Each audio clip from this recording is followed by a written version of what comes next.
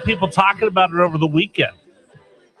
I wanted to get into that right now here on News Radio WRVA, but I need some help. If you're a Navy veteran, I want to get your reaction to the story about the USS Lincoln. And here's the number: 833-804-1140, 833-804-1140. Send me a text message. I want to get your thoughts on this. Again, my son is not active duty, so I cannot speak about this with any kind of certainty or expertise or any empathy. So I need some people that are either Navy veterans. I'm not going to ask active duty because you guys aren't supposed to speak out about these things.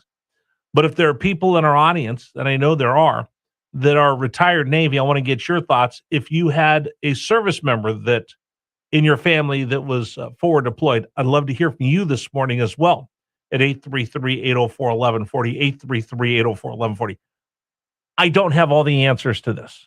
I'm just going to tell you right now, talk show host, going to be completely transparent. I don't have all the answers, but I do have my thoughts when it comes to this story about the USS Lincoln. I saw Mark Warner sounding off about it. Burt Muskow is going to run against him, also sounding off about this. But here's my perspective. My perspective is going to be different than Navy veterans. So again, that's why I think it's important that I hear from them this morning. 833-804-1140. The USS Lincoln has been on a long deployment to the Middle East, longer than they would have anticipated, longer than they could have anticipated. And it has been very strenuous for the personnel and the ship itself. The U.S. Navy can be out to sea and deployed just about longer than any other Navy in the world. During World War II, after the fall of Nazi Germany, Churchill and the Brits wanted to come serve with the U.S. Army in the Pacific. And against Admiral Nimitz's wishes and best thoughts, he goes, fine, we'll bring them in. Truman, I believe, brought them over. I think it was Truman who brought them over and said, okay, they could serve. One of the things that was shocking was the Brits were like, we can be out to sea for X amount of days. And the U.S. Navy looked like we're out a lot longer than that. So it's always been, since World War II, the U.S. Navy has got the best supply lines, the best oilers and tankers that go along with them and supply ships. Military Sea Lift Command does amazing work. And they can replenish those ships at sea wherever they are around the world. We do a great job of that. But even this deployment was longer, and it taxed this crew under war conditions. They're shooting, they're firing, they have sorties going out. This is a high-stress situation. And normally we'll rotate our ships in and out to not overtax the ship and not overtax the crew. But this one was a long, extended deployment in the Middle East. There was a woman who I guess you can call her a whistleblower, who went on CNN. I saw the video with her and Jake Tapper saying, wait a minute, they're not getting food, they're not getting rest, the conditions are horrible, morale is awful. And there are sailors that wanted to jump overboard because the situation is way too much for them. And all of a sudden, boom, people start coming out of the woodwork, attacking the president. It's Trump's war, it's Trump's war, it's Trump's war. Politics ends at our shores, folks. Politics ends at our shores. And if these young men and women are putting themselves in harm's way, then they deserve nothing but our support. And when we mix politics with them being in harm's way, nothing good's going to come of that. And that's where I want to bring this to Navy vets and ask you your thoughts on this. So she said, food's awful, conditions are awful, they're stressed, they're under complete duress, and morale's falling apart. Want to get thoughts of a U.S. Navy veteran. Here's my point of view. That a lot of what I saw over the weekend in social media was garbage. They were showing what they were saying were the conditions and the food that the sailors were getting. But then you noticed the bulkheads, which are walls, were cinder block in some of these photos. That's not a Navy ship. So people are trying to pass this off. And again, anytime there's any disinformation they can throw out there, you blow it up to try to beat up the president. I am not going to tell you that the sailors are not under major duress. And yeah, there's some mental health issues when you're under that kind of duress, being out there for so long. No port calls. Brian Kilmeade just explained the reasons why they weren't able to get their port calls is because they're in a shooting war right there in the middle of the Strait of Hormuz in the Gulf.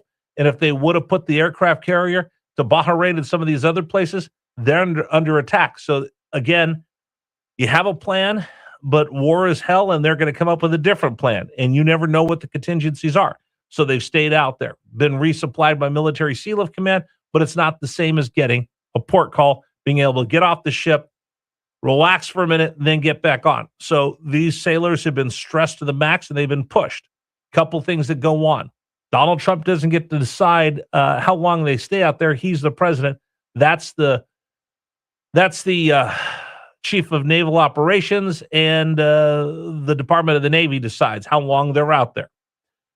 The one thing I'll tell you is it's up to the captain to decide whether they need to rotate out. And combat effectiveness, once things start breaking down, then he reaches up through his chain of command going, hey, listen, our guys are becoming less effective. We need to rotate out, bring another aircraft carrier to take his place. And that's what's going to happen with a George Washington going in there to sub out for the Lincoln. But the whole thing of the news media running off with it, Democratic politicians running off with it, it's ridiculous. And then the rumor mills that run around are even more ridiculous and over the top. And these family members are concerned. I know this. I know when my son went to boot camp, I was concerned. I slept with the phone in my hand every night and was just wondering if I was going to get a phone call. And the hardest thing in the world for these military parents are, no news is good news. No news is good news. And that's a complete opposite of what you're used to when your kids are 17, 18 years old. You want them to check in with you. Honey, are you okay? Hey, pal, how you doing? No news is good news. And that is really, really, really difficult to get to know as a parent. But I also know as a parent in some of these Facebook groups and others that once you get just a little bit of information, you run with that because you get so limited information. So I'll give you an example.